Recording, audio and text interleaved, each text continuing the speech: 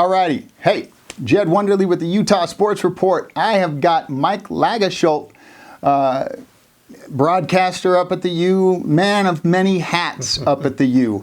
And he's gracious enough to come by and be a guest on the show to give some of his insight. We're going to hear all about it right after this.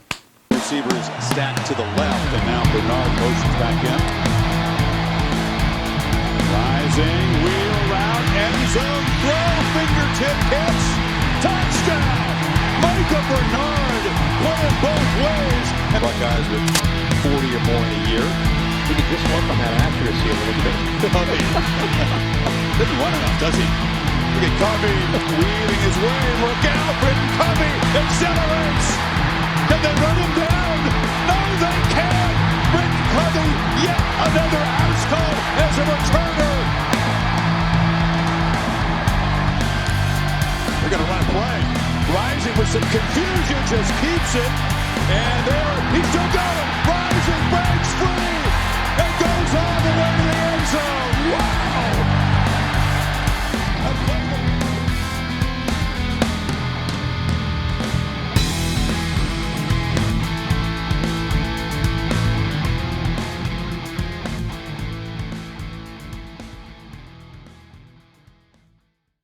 All righty, we're back. Mike, thanks for coming out. Former Iowa Hawkeye, been here 28 years as of this coming July.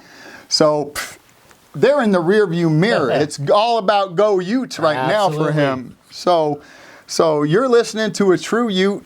You're watching a true Ute. Actually, two of them, because you already know I am. So women's basketball. Yeah. They did something they haven't ever done. Won the conference championship on Saturday against Stanford, who is ranked third. Yep. Now they're ranked third. Utah is. And heck of a game. 9,650-ish people were in the stands. Yep. Me and my family among them. Where were you? And how about the one behind you? Where was that one? You were there? That's great. If you weren't, NCAA tournament is a good option to, come and show your support this time. Yes. So tell us a little bit about your thoughts on the season, how they play. It was an exciting brand of basketball to watch. They played, to me, I had as much fun watching them on the defensive end as the offensive end. 21 turnovers they created. They took care of the ball. They shot it well. Even when they didn't, they maintained confidence in the right frame of mind and came back and shot without any doubts the next time. Give me your thoughts on this team overall and what you expect going forward. Well, it's been fun watching the process, Jed. I remember when we hired Lynn Roberts and went to her introductory press conference, I'm like, I can see why they hired her. Dynamic personality, how much she'll do well here with recruiting, appealing to our fan base. I went with them to Seattle for the Pac-12 tournament her first year, and they faced 7. She said, you know what, we maxed out this year, but this is a good start for us. 2019, they had a team that was ranked top 20, and we thought we maybe got a chance to host first, second round of the tournament that year, but they had a series of major injuries the last month or so that just really took that team apart, down to about 7 or 8 players. And in the end, they even turned down a WNIT invitation. They just didn't have bodies. And they thought, okay, hopefully they can kind of find a way to come back from that. And between COVID years and so forth, it's taken a bit. But I talked to her last year before the year started. She said, you know what, we're going to do it different this year. We're in a very tough conference for women's basketball. What we've been doing hasn't worked great.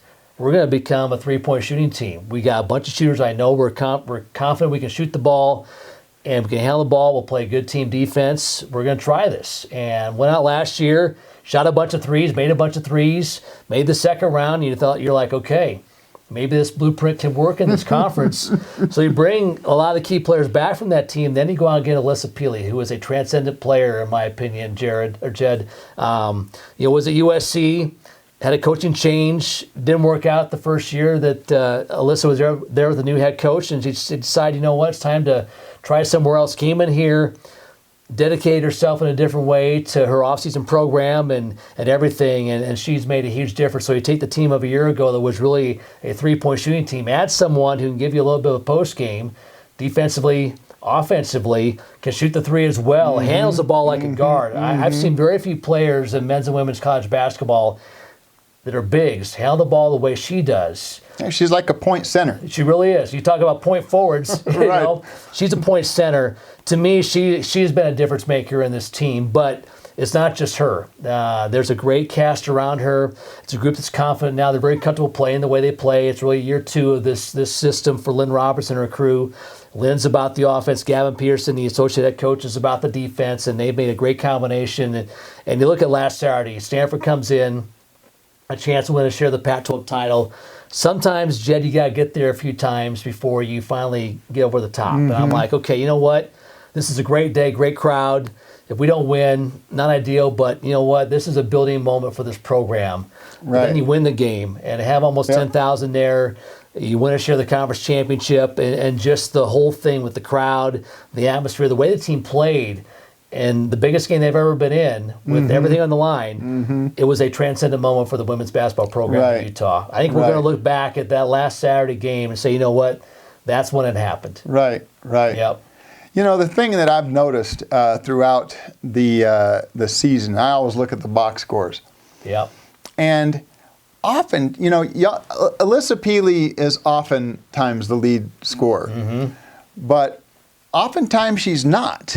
And the other thing that you'll really find is that regardless of how many points Alyssa has, you'll see, you know, maybe one day it's Kennedy McQueen. Right. I mean, the next day it's Gianna Neepkins. Yep. And it kind of rotates, you know. And then there's Izzy Palmer, you know, who might have, you know, a great game, you know, and maybe not so much on the scoring, but, you know, she's had a couple of pretty funny, you know, fun shots. She sure has, yeah. Recently. And knows her role as a point guard very well. Yeah. And they all know their roles, but it's like this team is so deep that it's like you can't just, okay, we're going to box in one, shut down Alyssa, and we got the game won. Because, you know, they're very fundamentally sound. They, you know, they were doing on the offensive end, they were doing a lot of dribble handoffs and, you know, pick and pops and, you know, backdoor cuts and all sorts of great things that keeps the defense on their toes. They couldn't key on any one thing. Yep. Very unselfish team that plays well together. And you'll see star players sometimes, Jed, force things. When it's not going well, they force things. Our stars do not. They're willing to pass. And you have someone like Deja Young who plays off the bench. She understands its energy, its defense. He hits some shots, but all great teams, you have a group of players who buy into what the system is. They buy into each other, and they buy into roles ultimately is what it's about. I look at that team. They bought into their roles. Everyone understands what the idea is and where their part of it is, what it is, and they play so well together. There's a cohesiveness and energy, and it's been fun to watch it come together this year with this group. Yeah, well, it was really fun watching that game on Saturday with that huge crowd, all the noise and energy, and you know, I don't want to take anything away from the players because they played great. They were obviously very well coached and prepared for the game.